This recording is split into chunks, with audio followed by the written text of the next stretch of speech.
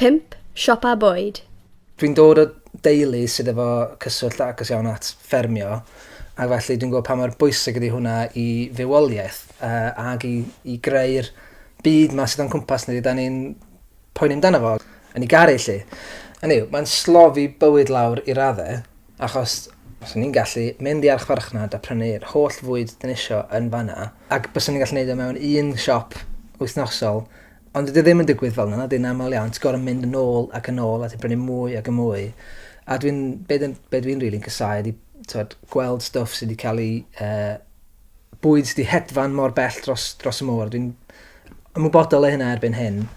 A hefyd packaging a pethau fel hyn. A trwy fod yn fynd i farchnadoedd ffermwyr, i siopa bychan yn lleol, ti'n gallu gwneud y penderfyniadau yna sy'n lleihau ar y stwff yna.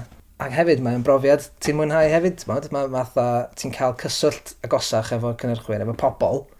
Mae'n gymdeithasol yn brafiach. Pan ti'n mynd i neu marchan ffermwyr neu siop leol fach, ti'n aml iawn yn cael sgwrs, ti'n cael gwybodaeth ynglyn â beth sy'n mynd mlaen, neu lot o beth eraill sydd yn bonus really, i brynu bwyd. Fi wedi bod yn vegan ers tua 2 flynedd, ond cyn hynny, o'n i'n vegetarian ers o'n i bod 16.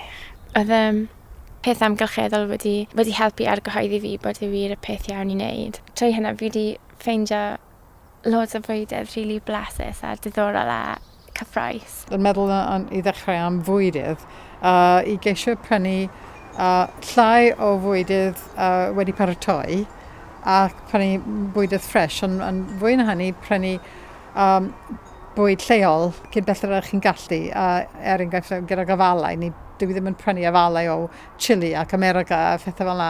Dwi'n prynu bwyd yn lleol hefyd, dwi'n trio yngorau i osgoi mynd i'r archfarchnad achos dwi'n ymwybodol o'r ffaith bod yr arian fi'n gwario fyna mynd syth mas o'r gymuned.